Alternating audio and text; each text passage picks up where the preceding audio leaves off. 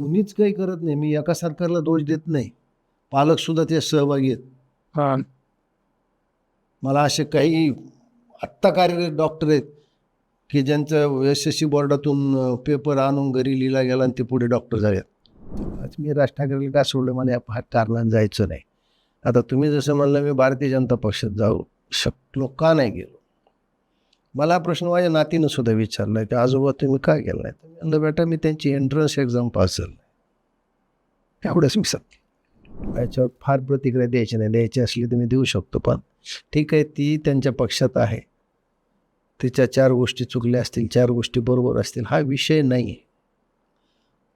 मुळात स्वार्थी माणसं कशी असतात की ज्या पंकजाला मोठ्या बापाची लेक हा उल्लेख डॉक्टर कराडने विजय चौधरी नावाच्या तद्दम ठिकार माणसासोबत, तो मूळ भाजपचा नाही आहे, ओके, याचा कुठेही इन्कार डॉक्टर भागवत कराडने केला नाही.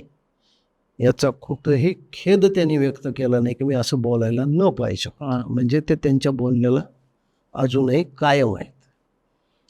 ज्या पंकजाला ती मोठ्या बापाची लेक म्हणली, त्या मोठ्या बापाने म्हणजे गोपीनाथ मुंडेन या भागवत कराडला 2 वेळा या शहराचं महापौर केलं.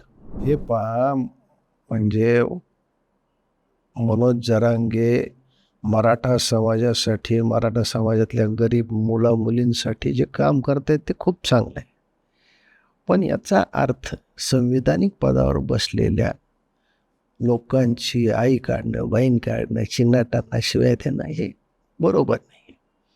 बाकी त्यांना काय वैयक्तिक बोलावून काय बोलून याच्यावर देशाचं सेन्सर बोर्डसुद्धा काही करू शकणार नाही. तर मी काय सांगावं की गिरीश महाजनच्याच गावची 2 महाजन अशी खोटी ऑर्डर काढतात. प्रवीण गेडामसारखा एक निष्प्रह, ज्याच्यावर भ्रष्टाचाराचा एक छिटा नाही, अशा अधिकाऱ्याच्या खोट्या सह्या होतात.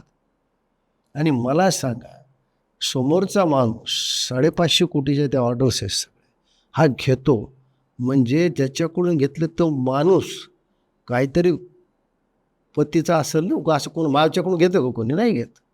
नाही, अनेकदा अशी चर्चा होत असते भाजपमध्ये की जर आज प्रमोद महाजन जर असते सर, तर ते भारताचे पंतप्रधान राहिले असते. तर अनेकदा चर्चा होती, भाजपकडनंही असा दावा केला जातो की आज सर्वोच्च नेतेपद त्यांच्याकडे असतं, भारताचं नेतृत्व एका मराठी माणसाने केलं असतं. तर त्याविषयी काय वाटतं की हे पहा, नमस्कार, मी आपला सर्वांचा मित्र अक्षय ताटे. खरं तर राजकारणात काही आडनावं अशी असतात की ज्यांचं फक्त आडनाव घेतलं की ते वजन निर्माण करतात. असेच काहीसे व्यक्तिमत्व आज आपल्यासोबत आहेत. खरं तर स्वर्गीय भाजपचे दिवंगत ज्येष्ठ नेते प्रमोद महाजन यांचे बंधू असलेले प्रकाश महाजन सर आपल्यासोबत आहेत. खरं तर ते मनसेमध्ये 2 दशकं त्यांनी घालवली आणि नुकताच शिंदे सेनेत जेव्हा त्यांनी प्रवेश केला, हा जो काही प्रवास आहे तो पण खूप खडतर आणि संघर्षमय आहे, तोही आपण जाणून घेणार आहोत. अनेक माध्यमांमध्ये आपण त्यांना बघतो, ऐकतो, त्यांची विचारही रोखठोक असतात.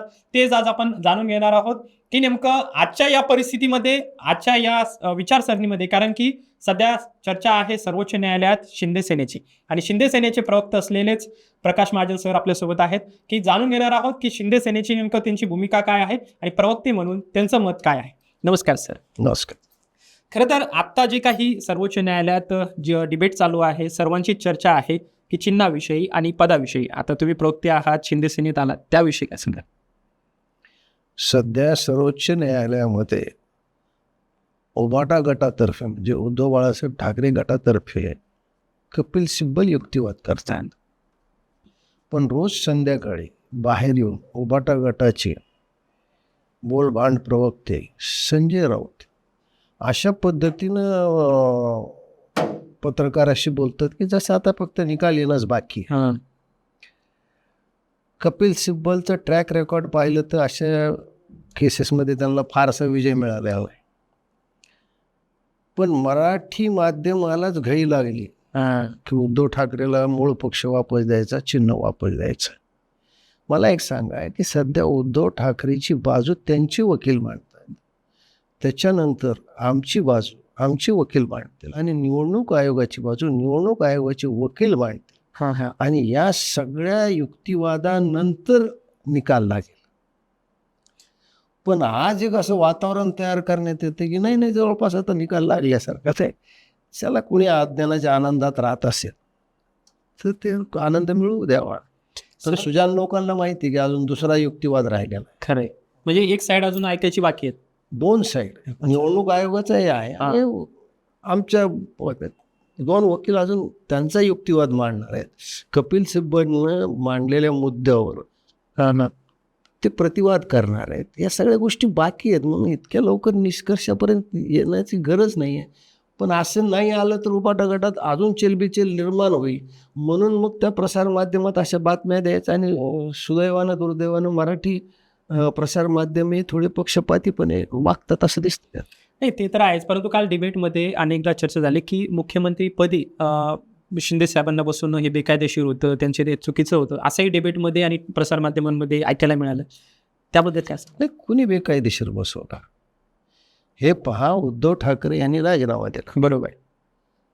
राज्यपालांनी काय करायला पाहिजे होतं? उद्धव ठाकरेच्या नागदुऱ्या काढायला पाहिजे होतं, या म्हणायला पाहिजे होतं. राज्याचं संविधानिक पद रिकामं झालं, मुख्यमंत्री पद रिकामं झालं, ते राज्यपालाचं कर्तव्य आहे. ज्याचं बहुमत असेल त्याला त्यांनी बोलावलं, त्याला मुख्यमंत्रीची शपथ दिली. यात उद्धव ठाकरेला काढण्याचं आणि घटनाबाह्य घटनेचं काहीच कारण नाही. उद्धव ठाकरेने स्वतःहून राजीनामा दिला आहे, त्यांनी स्वतःहून पद सोडलं आहे, त्यांना तर बोलण्याचा काहीच अधिकार नाही.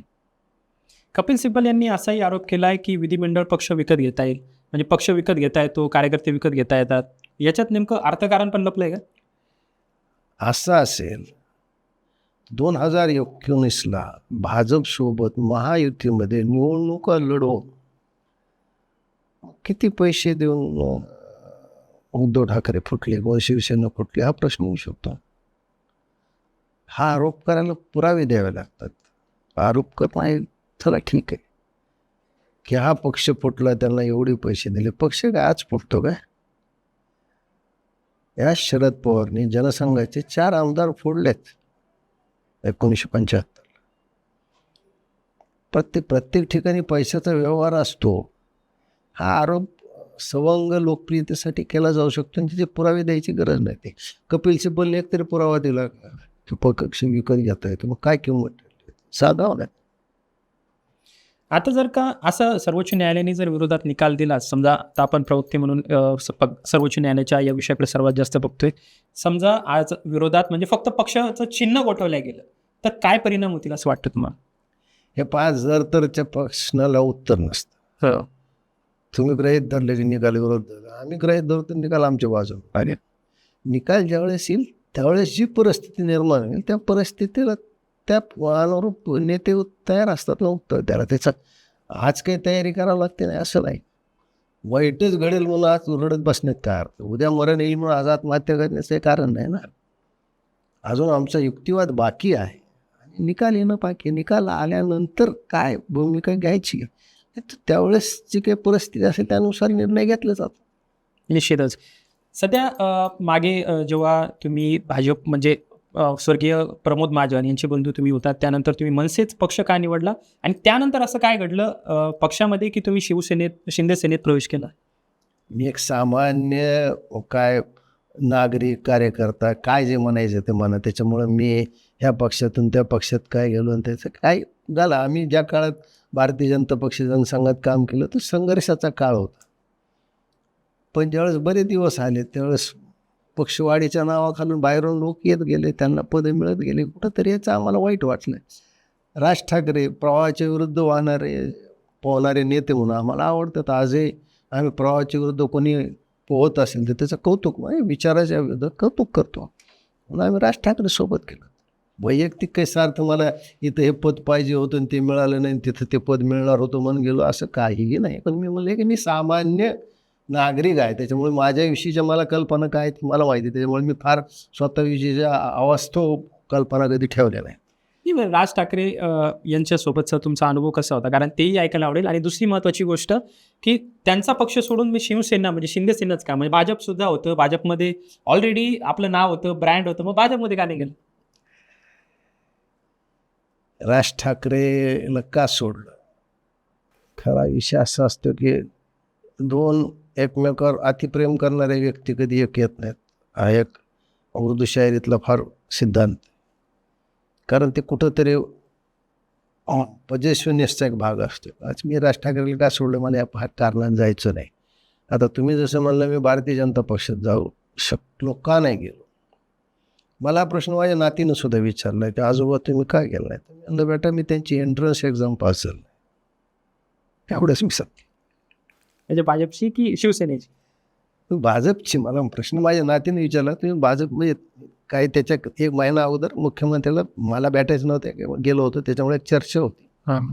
कदाचित भाजपसारख्याला आमच्यासारख्या कार्यकर्त्यांची आता गरज नसेल, म्हणून काही भाजपने शेवटी हिंदुत्ववादी पक्ष कोण एकनाथ शिंदेने एक सन्मानाने बोलावलं, आपण जात शेवटी काहीतरी काम करायचं, हिंदुत्ववादी पक्षासोबत काम करायचं बाकी काय. ते मला काय वैयक्तिक ह्या काळ निवडणुका लढवायच्यात, काही पद मी कुठलंही पद मागितलेलं नाही आणि मागणारही नाही. मागून एखादी गोष्ट मिळाली किंवा त्याच्यासाठी म्हणून गेलं तर तसा काही माझा कधीच विचार नव्हता. मी जसं म्हणेन मी सामान्य माणूस आहे, मी तेवढ्याच ह्याच्यात राहत असतो. नाही, अनेकदा अशी चर्चा होत असते भाजपमध्ये की जर आज प्रमोद महाजन जर असते सर, तर ते भारताचे पंतप्रधान राहिले असते. तर अनेकदा चर्चा होती, भाजपकडनंही असा दावा केला जातो की आज सर्वोच्च नेतेपद त्यांच्याकडे असतं, भारताचं नेतृत्व एका मराठी माणसाने केलं असतं. तर त्याविषयी काय वाटतं की एक हे पाहता भाजप कार्यकर्ते समर्थक एवढ्या पुढे गेलेले आहेत की माझं स्वतःचं छोटंसं यूट्यूब चॅनल आहे आणि मी एका विषय मांडत असताना मला एकाने खाली लिहिलं किंवा रामकृष्ण सुद्धा गेले, काही जगाचं आडलं नाही. खरी गोष्ट म्हणजे त्याच्या म्हणण्याचा इनडायरेक्ट असा उल्लेख होता की प्रमोद गोपीनाथराव गेले काय भाजपचं आडलं नाही. मला अगदी खरं आहे तुझं. पण एक लक्षात घ्या, आजही काही संकट आलं तर लोक रामाचंच नाव घेतात, दुसऱ्याचं नाही घ्या. जगाचं आडलं नाही, पण संकटाच्या काळी नाव घ्यायला रामच लागतो, दुसरं कोण लागत नाही. त्याला ते कळालं की नाही मला माहीत नाही. पण नवीन नवीन नेतृत्व प्रत्येक पक्षात येत असतात. पहिल्यापेक्षा चांगले तर पहिल्यापेक्षा वाईट असू शकतं, त्यात काही दोन्ही होऊ शकतं. त्याच्यामुळं ह्या भ्रमात नाही किंवा आमचा परिवार कुठल्या भ्रमात नाही. त्या काळात त्यांनी ज्या परिस्थितीत पक्षाला वाढवलं ते खूपच संघर्षमय काळ होता आणि संघर्षातच माणसाचं काय कर्तृत्व उजळून निघतं जो बुद्धिमान असेल तर त्या काळात झालं. आता तशी परिस्थिती नाही आहे. त्या काळात राज्य मिळणं ही खूप अवघड गोष्ट होती. त्यासाठी संघर्ष खूप केला त्या लोकांनी. पक्षातल्या लोकांना जाणीव असली, ठीक आहे नव्या पिढीला असेलच असं काय नाही. त्या काळात नेत्यांना कार्यकर्त्यांची जाणीव होती, कार्यकर्त्यांसाठी ते संघर्षही करायचे आणि कार्यकर्त्यांना कसं असतं, केडर बेस पार्टी ही ज्यावेळेस मास बेस होते ओके त्यावेळेस काही व्हायरस त्याच्यात घुसतात, ते तुम्हाला त्याला तोंड द्यावं लागतं. योग्य पेस्टिसाईडचा उपयोग करून ते व्हायरस मारावे लागतात. जर ते व्हायरस नाही मारले तर ते पक्षाला गिळंकृत करतात, पक्षाला बदनाम करून ठेवतात. आता ते त्या पक्षाच्या नेतृत्वावरच सगळं बाकी. नाही, आता तुम्ही बोलता बोलता उल्लेख केला तुमच्या यूट्यूब चॅनलबद्दल, महाजन अँड महाजन यावर तुम्ही अनेकदा परखडपणे आणि वेगवेगळ्या विषयावर मत मांडत असतात. आता नुकतंच डॉक्टर भागवत कराड यांची ही ऑडिओ क्लिप व्हायरल झाली, त्यावरही तुम्ही भाष्य केलं आहे. त्याविषयी काय सांगाल की त्यांनी जे दावा केला होता, म्हणजे ते जे काही बोलले होते त्याविषयी तुमचं मत काय? हे पहा, डॉक्टर कराड पंकजाविषयी काय बोलले, मला याच्यावर फार प्रतिक्रिया द्यायची नाही. द्यायची असली तर मी देऊ शकतो, पण ठीक आहे, ती त्यांच्या पक्षात आहे, तिच्या 4 गोष्टी चुकल्या असतील, 4 गोष्टी बरोबर असतील, हा विषय नाही आहे. मुळात स्वार्थी माणसं कशी असतात की ज्या पंकजाला मोठ्या बापाची लेक हा उल्लेख डॉक्टर कराडने विजय चौधरी नावाच्या तद्दम फिकार माणसासोबत, तो मूळ भाजपचा नाही आहे, ओके, याचा कुठेही इन्कार डॉक्टर भागवत कराडने केला नाही. याचा कुठेही खेद त्यांनी व्यक्त केला नाही की मी असं बोलायला न पाहिजे. म्हणजे ते त्यांच्या बोलण्याला अजूनही कायम आहेत. ज्या पंकजाला ती मोठ्या बापाची लेक म्हणली, त्या मोठ्या बापाने म्हणजे गोपीनाथ मुंडे या भागवत कराडला 2 वेळा या शहराचं महापौर केलं.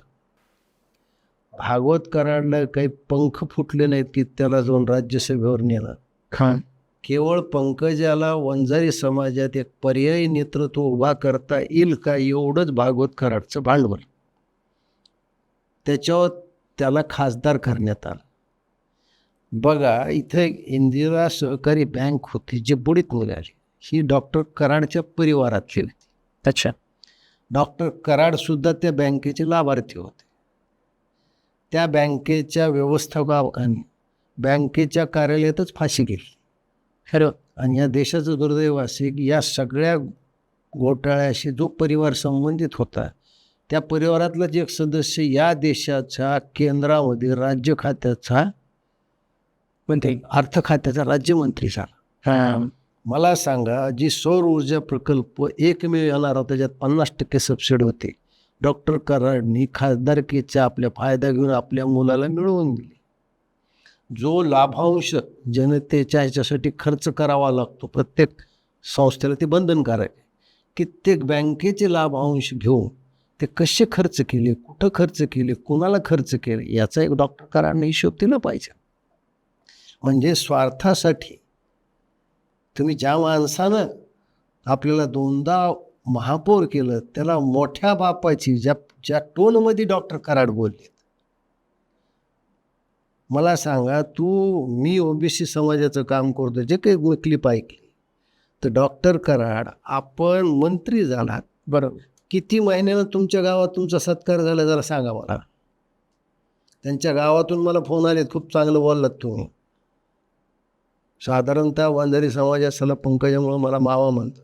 मला कित्येक फोन आलेत. हेच डॉक्टर कराड केंद्रात राज्यमंत्री होते, पण सावरगाव घाटला दसऱ्या मेळाव्याला का नाही गेले आजपर्यंत? कोणच्या तोंडानं तुम्ही गोपीनाथराव मुंडेंच्या समाधीवर जातात? ज्या हेटाळणीच्या स्वरूपात तुम्ही पंकजाला मोठ्या बापाची लेख म्हणून गोपीनाथरावची सुद्धा संभावना केली. हे तद्दन राजकीय स्वार्थासाठी रोज बाप बदलणारे हे लोक आहेत.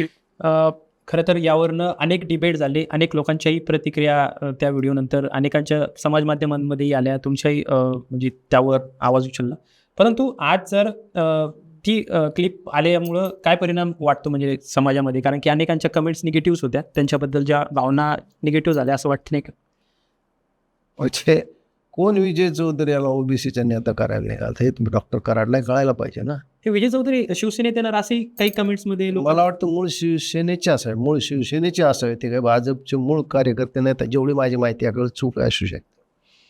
जरांगे पाटील एकनाथ शिंदेंवर जे काही आरोप करतायत किंवा ज्या पद्धतीने ते बोलतायत, भाष्य करतायत, त्याबद्दल तुम्हाला काय वाटतं की येणाऱ्या काळात म्हणजे ते पहिले शिवसेनेचे समर्थक होते, शिवसेनेला म्हणजे एकनाथ शिंदेला सपोर्ट करायचे, परंतु आता ज्या पद्धतीने ते विरोध करतायत याकडे एक प्रवक्ता म्हणून काय वाटतं? हे पहा, म्हणजे मनोज जरांगे मराठा समाजासाठी, मराठा समाजातल्या गरीब मुला मुलींसाठी जे काम करतायत ते खूप चांगलं आहे. पण याचा अर्थ संविधानिक पदावर बसलेल्या लोकांची आई काढणं, बहीण काढणं, चिन्ह टाकण्याशिवाय त्यांना हे बरोबर नाही. बाकी त्यांना काय वैयक्तिक बोलावून काय बोलून याच्यावर देशाचं सेन्सर बोर्डसुद्धा काही करू शकणार नाही, तर मी काय सांगावं. पण मला असं वाटतं की हे संविधानिक पदावरची लोक आहेत, त्यांच्याविषयी बोलताना व्यवस्थित बोललं पाहिजे, एवढंच आमचं मत आहे. बरं, बाकी मराठाच्या आरक्षणाला कोणाचाही विरोध नाही असण्याचं कारण आहे. आता तुम्ही मनसेमध्ये होतात, उद्धव ठाकरे आणि राज ठाकरे एकत्र येत आहेत, अनेक चर्चा होत आहेत, परंतु काही ठिकाणी अंबरनाथ सारख्या ठिकाणी सुद्धा मनसे आणि उद्धव ठाकरेंमध्ये वाद होत आहेत. मग हे एकत्र आल्यानंतर महाराष्ट्रात ते बाबा, 2 भावांनी एकत्र हे जाहीर बोलल्यामुळं मी माझ्या नेत्याच्या त्यावेळेस खूप शिव्या खाल्ल्या. मला या विषयावर काहीच बोलायचं नाही. धन्यवाद. एकत्र आल्यानंतर काय परिणाम होणार? मला काय बोलायचंच नाही त्या विषयावर. काय परिणाम झाले देशाला माहिती, जगाला माहिती, मला काहीच बोलाय. एकत्र यावं म्हणणाऱ्यापैकी मी येतो, असे म्हणणारे तुम्ही कोण, हे सुद्धा मी ऐकलंय. त्याच्यामुळं जे आपल्याकडं जुन्या ग्रामीण भागात म्हण आहे, भावाच्या वाटणीत तिसऱ्यानं पडू नये. कारण दोघंही भाऊ ती वाटणी करणाऱ्यावर कधीच आनंदी किंवा सुखी नसतात, आणि दोघं भाऊ कधी एकत्र होतील हे माहीत नाही. बरोबर. त्याच्यामुळं मी ह्या विषयात काही बोलणारच नाही. जे बोललो त्याची मी शिक्षा खूप भोगली. सध्या कुंभमेळा चालू आहे. कुंभमेळ्यात गिरीश महाजन जे आहेत त्यांनी मोठ्या प्रमाणात जे काही आजच्या पेपरलाही मोठ्या प्रमाणात बातमी आहे की अर्थकारण झालं, त्याच्यानंतर ते टेंडर वाटण्यामध्ये जे गोंधळ झाला आहे, आणि तुम्ही स्वतः परखडपणे भाष्य केले, त्याविषयी काय सांगाल? भाजपचे संकटमोचकच संकटात आलेत. हे दुर्दैवाची गोष्ट आहे. काय होतं की प्रभू रामचंद्राच्या मंदिरामध्ये भ्रष्टाचार झाला. त्याच्यानंतर मला वाटतं 22 तारखेलाच अयोध्येला जूनला गेलो होतो. किती दुर्दैवाची घटना आहे. म्हणजे क्षुद्र स्वार्थासाठी काही लोक भ्रष्टाचार करतात. तिरुपतीच्या मंदिरात असेल, आपण गावगावच्या याच्यात सुद्धा पाहतो. बरोबर. पण त्याचा लगेच धर्माशी संबंध जोडला जातो. हिंदू धर्माला बदनाम केला हात. काय आणि जे यांनी आयुष्यभर हिंदू धर्माला शिव्या दिल्या, हिंदू असून, त्याचे राजकीय लाभ उठवतात. खरं म्हणजे नाशिक जिल्ह्याचं पालकमंत्री पद हे शिंदे सेनेला मिळायला पाहिजे. आमदार आमचे जास्त आहेत. पण या सिंहस्थ कुंभमेळ्यासाठी मग मुख्यमंत्र्यांनी आग्रहाने आपला माणूस तिथं बसवला. काम चांगलं व्हावं. मुख्यमंत्र्याचा उद्देश वाईट नव्हता. प्रचंड पैसा तिथला ओतला जाणार आहे. कारण आपण प्रयागराजचा कुंभमेळा जो पाहिला तो एक 60 कोटी लोक येऊन गेले. चला कमी अधिक म्हणलं तर एक किमान 40 ते 50 कोटीच्या मध्ये लोक येऊन गेले. त्याचं अर्थकारण खूप मोठं झालं. त्याच्यानंतर मी गेल्या महिन्यातच प्रयागराजला जाऊन आलो. खूपच प्रयागराजमध्ये लोकांचा व्यवसाय झाला, 2 पैसे मिळाले. तशाच काहीतरी प्रकार आपल्या नाशिकमध्ये होईल. पण त्याची बदनामी बघा की गिरीश महाजनच्याच गावची 2 महाजन अशी खोटी ऑर्डर काढतात. प्रवीण गेडामसारखा एक निष्प्रह, ज्याच्यावर भ्रष्टाचाराचा एक छिटा नाही, अशा अधिकाऱ्याच्या खोट्या सह्या होतात. आणि मला सांगा, समोरचा माणूस 550 कोटीच्या त्या ऑर्डर्स आहेत हा घेतो, म्हणजे ज्याच्याकडून घेतलं तो माणूस काहीतरी पतीचा असेल ना. असं कोण माझ्याकडून घेतं का? कोणी नाही घेत.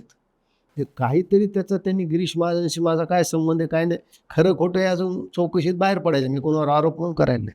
झाल्याशिवाय होतं का?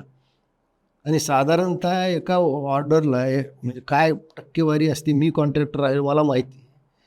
नुसतं बोलून उपयोग नाही, नैतिक जबाबदारी गिरीश महाजन याच्यात घेऊ. काही काळ तरी याच्यापासून दूर व्हायला पाहिजे होतं ना. आज बदनाम कोण झाला? गिरीश महाजन. गिरीश महाजन. आमचा हिंदू धर्म बदनाम झाला, आमचा कुंभमेळा बदनाम झाला. व्यक्ती बदनाम झाल्याने काही होत नाही. हिंदू धर्माचं दुर्दैव असे की छोट्या मोठ्या गोष्टीहून लोक हिंदू धर्माला बदनाम करतात. अहो, ज्या धर्मात जन्मलेच अतिरेकी त्या धर्मावरची त्या लोकांची निष्ठा नाही गेली, पण लगे आमच्या निष्ठा डळमळीत होतात. आणि असं घडावं म्हणजे उत्तर प्रदेशमध्ये भारतीय जनता पक्षाचं राज्य, महाराष्ट्रातही भारतीय जनता पक्षाचं राज्य, आणि दोन्ही ठिकाणी असा गोंधळ व्हावा अत्यंत दुर्दैवाची गोष्ट आहे. याला जबाबदार कोण आहे मग?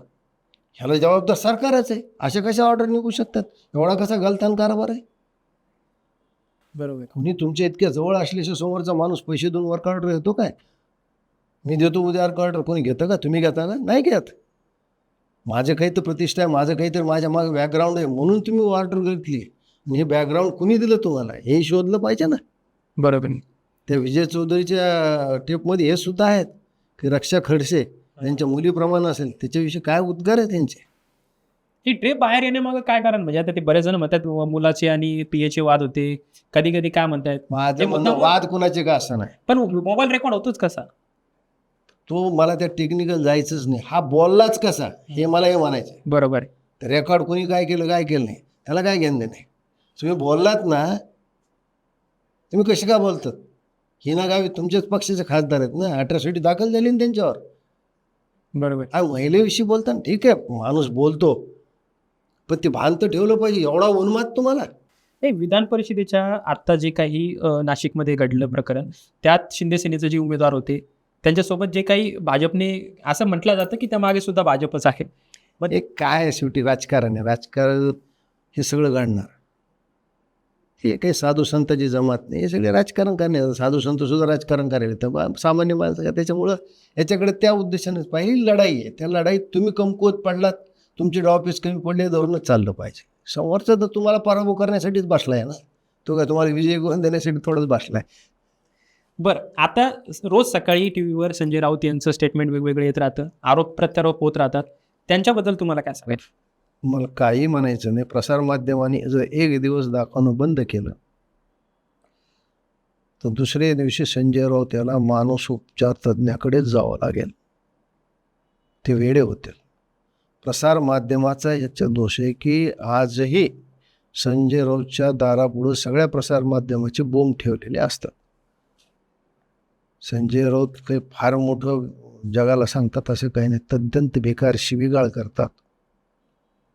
त्यांची भाषा एका संपादकाला एका खासदाराला शोभणारी नाही, पण प्रसारमाध्यमामध्ये ती विकली जाते. त्याच्यामुळे प्रसारमाध्यम त्यांचे लाड करतात. आता एक नवीन कायदा आला FCRA, त्याच्यामध्ये जे धर्मांतर आहे किंवा आमिष दाखवून जे काही धर्म परिवर्तन केलं जातं आहे आणि त्यानंतर जी ख्रिश्चन मिशनरीज मोठ्या प्रमाणामध्ये कन्व्हर्जन करणारी होती त्यावर दबाव निर्माण होऊ शकतो आणि त्यावर काल डिबेटही झाले. मोठ्या प्रमाणामध्ये त्या कायद्याला पर्याय दिला गेला. याविषयी काय वाटतं? पहिली गोष्ट अशी की परदेशातून येणाऱ्या पैशावर सरकारचं नियंत्रणच पाहिजे. ते सरकार कोणाचं यायला महत्त्व आहे. बरोबर. जंतर मंतरच्या आंदोलनामध्ये कोण कोण अप्रत्यक्ष सहभागी होतं तुम्ही पाहिलं असेल. कुवेत, दुबई, तुर्कस्तान, इंडोनेशिया मधून झोमॅटो, स्विगीला ऑर्डर दिल्या गेल्या. स्विगीची ऑर्डर तिकडनं? हो, हे सगळं बाहेर आले ना. पाकिस्तानमधून जवळपास 8,000 सोशल मीडियासाठी कार्यरत होते. मग हा पैसा कुठून येतो? शबाना आझमी उठून तिथं गेल्या. एक माहिती अशी आहे की लंडनमधल्या NGOचे ह्या अध्यक्ष आहेत. लंडनमध्ये रजिस्टर NGO आहे. त्याला जवळपास 500 कोटी दरवर्षी भारतात येतात. मग हे लोक रांचीला का गेले नाहीत? प्रत्येकाची NGO आहेत तिथे, ते लोक तिथं गेले. कारण सरकारने या सगळ्यानंतर नकेल कसायला सुरुवात केली. म्हणजे त्याच्यामुळं काय झालं की सगळे अस्वस्थ झालेत. त्याच वेळेस पंजाबमध्ये पेपर फुटे झाली, त्याच वेळेस कर्नाटकामध्ये झाली, त्यावेळेस केरळमध्ये झाली, छत्तीसगडमध्ये झाली, झारखंडमध्ये झाली. का नाही गेलं कोणी? हे पुऱ्या भारतात पेपर फुटी का होती? मग आता त्याविषयी कोणी बोलायलाच तयार नाही. हे पहा, पेपर फुटी होणं चूकच आहे. त्याचं समर्थन कोणी करू शकत नाही. आमच्या काळामध्ये नोकरीची जाहिरात आली तर खाली लिहिलेलं असायचं किंवा ह्या विद्यापीठाअंतर्गत उत्तीर्ण झालेल्या लोकांनी अर्ज करा. मी आता नाव घेत नाही कोणत्या विद्यापीठाचं, मी नावही घेत नाही. त्या काळात बरोबर. 12वीला 2 मुलं मराठवाड्यातली मेरिटमध्ये आली. त्यातला एक मुलगा फार मोठ्या राजकीय नेत्याचा मुलगा होता. तो 1 घंटा सुद्धा मेडिकल कॉलेजच्या हॉलमध्ये बसू शकला नाही. आत्ता सध्या तो हॉटेलच्या गल्ल्यावर बसतो. आणि दुसऱ्या मेरिटमध्ये आल्यावर देशी दारूचं दुकान चालवतो. हे बोगस प्रमाणपत्रामुळे पास झाले. कसे पास झाले काय, खूप वेगळ्या गोष्टी आहेत. क्लासेस, जो स्वतः इंजिनिअरिंग झाला नाही त्याचे महाराष्ट्रावर क्लासेस होते. त्याच्यातलं एक संचालक रात्री मुंबईच्या डान्स बारमध्ये कित्येक पैसे उडवायचा. क्लासेसला पुढे कोणी आणलं? मला तर धक्काच बसला की तुम्ही या कोचिंग क्लासमध्ये जर गेलात तर तुम्हाला त्या कॉलेजमध्ये न जाता सुद्धा हजेरी लावायची, फक्त प्रॅक्टिकल एकटं सुरू झालं. याचे व्हायरल पण झालेत अनेक व्हिडिओज. नाही, आपल्या ह्याच्यामध्ये कॉलेजला जावंच लागायचं. चला ठीक आहे, आम्ही 800 विद्यार्थी होतो, पण सायन्सच्या विद्यार्थ्याला कॉलेजमध्ये जाऊन बसावंच लागायचं प्रॅक्टिकल. आता तो प्रकारच मुळे याला कोणी प्रोत्साहन दिलं? हे कोण कोचिंग क्लासच्या बक्षीस समारंभाला कोण नेते जातात? प्रचंड बक्षीस जाहिरात कशी, शिक्षणाची जाहिरात कशी होऊ शकते की आमच्याकडे पहिल्या आणि दुसऱ्या? हे कोचिंग क्लासेसचं हे जे बाजारीकरण चालू आहे यावर अंकुश ठेवण्यासाठी सरकार का काही करत नाही? कुणीच काही करत नाही. मी एका सरकारला दोष देत नाही, पालक सुद्धा ते सहभागी आहेत. मला असे काही आत्ता कार्यरत डॉक्टर आहेत की ज्यांचं SSC बोर्डातून पेपर आणून घरी लिहिला गेला आणि ते पुढे डॉक्टर झाले. काय गरिबाची मुलं कुठं जातील? शिक्षण किती महाग आहे. आम्ही जिल्हा परिषद शाळेतून आलो, काय आमचा आयुष्य नाही. जिल्हा परिषद शाळा ह्या चांगल्या करायला पाहिजेत, सक्षम करायला पाहिजेत. ते दिलं सोडून आज खाजगी शाळेत पालकांना सुद्धा, ज्याला काही कळत नाही पण एक टाय घालून माझा मुलगा त्या पिवळ्या बसमधून इंग्लिश स्कूलला जातो, ह्याला विचारायला घरी काहीच कळत नाही इंग्रजी. ही फॅशन कुठून आली? शिक्षण स्वस्त झालं पाहिजे. शिक्षण जेवढं महाग झालं आहे तर कसं, कोण शिक्षण देणार, कुणाला देणार, कसं देणार? मग सरकारी शाळा आणि सरकारी कॉलेजेसला हे सरकारचा दोष आहे ना. म्हणजे तुम्ही बजेटचे 60% खर्च केलं पाहिजे, ते होतच नाही. माझे वडील स्वतः सरकारी शाळेचे हेडमास्तर होते. शिक्षकाला, सरकारी शाळेतल्या शिक्षकाला तो सन्मान नाही. नाही, आता याला जबाबदारी सरकारी पण आहेत, काही अधिकारी पण. सरकार आहे, समाज आहे, सगळेच आहेत. ते एका कुणाला दोष देऊन भागत नाही. सरकार म्हणजे काय आपणच निवडून दिले, आपल्यातूनच गेलेले लोक असतात. हा विषय खूप गंभीर आहे. याच्याकडे सगळ्यांनी गांभीर्याने बघून याच्यावर तुम्ही हे केलं पाहिजे. नाही, मग आता कॉक्रोच जनता पार्टी यावर आवाज उचलते, पण ते वेगळ्या पद्धतीने डायव्हर्ट होते. पहिली गोष्ट असली, कुठलीही संघटना इतराच्या द्वेषावर कधीच वाढू शकत. ते बघा, अशा कित्येक संघटनेचे नाव घेणार नाही, पण काही काळ ते खूप असे वर गेले. त्यांचा बेसच दुसऱ्याचा द्वेष होता. तो विषय संपल्यावर ते आपसात एकमेकाचा द्वेष करू लागले. कॉक्रोच जनता पार्टी कशासाठी आली? एक बेकार नाव आहे. कॉक्रोच काय? अहो, आपल्या सर्वोच्च न्यायालयाचे मुख्य न्यायाधीश कुणासाठी बोलले होते तो विषयच वेगळा आहे. तुम्ही तिथे येऊन का आंदोलन केलं? कुणाविरुद्ध केलं आहे? पहिल्या दिवशी यांना परवानगी दिली 5 वाजेपर्यंतची. 2 वाजता त्यांनी आंदोलन गुंडाळलं होतं. आत्ता तुम्हाला कालची बातमी सांगतो की दिल्लीच्या एका रहिवासी भागात हे मिटिंग घेत होते. लोकांनी उचकून लावलं यांना, इथं नाही घ्यायची मिटिंग म्हणून. यांना वाटलं आम्ही काही करू, म्हणजे जंतर मंतर पार्ट 2 ह्याची घोषणा देतात. आता आम्ही शाळा जाऊन शाळा तपासू. हे नाही आहे ना. आणि तुम्ही सांगा ना की तुम्ही राजकीय विचाराने प्रेरित आहे, जगाला दिसले. तुम्ही कशाला लपवता? ताकाला जाऊन भांडं लपवू नका. राजकीय पक्ष काढा, म्हणजे तुम्हाला कळेल काय आहे ते. याचं भविष्य आहे का? पण काय वाटतं तुम्हाला? काय भविष्य नाही याचं. हे आम आदमी पार्टीची एक ब्रँच आहे, तिचं भविष्य काहीच नाही. साहेब, संघटना वाढवून पक्ष चालवणं फार सोपी गोष्ट नाही. हे तर आहेच. येणाऱ्या काळात अनेक गोष्टी सध्या आता सर्वोच्च न्यायालयाचा निकाल तर सर्व जवळपास आता तुम्ही सांगितलंय दोन्ही बाजू बाकी आहेत, परंतु येणाऱ्या काळात एक शिवसेनेचं भविष्य काय असेल 5 वर्षात? काय वाटतं तुम्हाला? मला वाटतं एकनाथ शिंदे हे सर्वसामान्य माणसासाठी काम करतात, वेळ देतात. आणि आत्ता माझं स्वतःचं वैयक्तिक मत आहे, ते कोणाचं आहे का माहीत नाही, पण अजितदादा गेल्यानंतर मराठा समाज हा एकनाथ शिंदेकडे फार मोठ्या आशेने पाहतो, जो महाराष्ट्रातला फार मोठा समाज आहे. 35-36% आहे. आणि त्याच्यामुळंच एकनाथ शिंदेमुळं शिवसेनेला खूप चांगले दिवस येतील. जनतेला काय आवाहन करायला जातं आता की अशा पद्धतीने मी सामान्य जे काही सध्या कॉन्ट्रोवर्सी चालू आहे उद्धव? मी तुम्हाला काय म्हणलं, एक कॉन्ट्रोवर्सी काही नाही. अजून 2 बाजू समोर यायच्या, त्याच्यानंतर निकाल येईल, त्याच्यानंतर जे होईल. आम्ही जनतेला सांगणे इतका मोठा नाही होत तुम्ही करणार त्याच्या. निश्चितच. खरं तर आजच्या ही मुलाखत सर्वच प्रश्न जे तुमचे प्रश्न होते त्या सर्व प्रश्नांची उत्तरं प्रकाश महाजन सरांनी दिली आहेत. खरं तर त्यांचं जे अभ्यास आहे, त्यांचे जे कौशल्य आहे, आणि दुसरी महत्त्वाची गोष्ट, महाजन अँड महाजन हे चॅनल जर तुम्ही बघितलं नसेल ते सुद्धा बघा. त्यावर ते रोखटोकपणे निश्चितच आपला आवाज देत असतात, भाषण करत असतात. धन्यवाद तुम्ही माझ्या चॅनलचा प्रचार केल्याबद्दल. चालतंय, धन्यवाद. 2 महिन्यानंतर सिंगापूर ब्रांचला प्रमोशन होतंय तुझं. कॉंग्रॅच्युलेशन्स. काय ग, तुला आनंद नाही झाला? मॅडम, तुम्हाला माहितीच आहे की मला PCODचा त्रास आहे. दिवसभर फटीग असतो, सारखा मूड स्विंग होतो. उगाच एवढी जबाबदारी कशाला घ्यायची? अगं, एवढं सिरियस नाहीये ते. त्यावर सोपा उपाय आहे, डॉक्टर चाटेज होमिओपॅथी क्लिनिक. अगं, किती जणींनी तिथे उपचार घेतलेत. महाराष्ट्रात अनेक ठिकाणी त्यांच्या शाखा आहेत.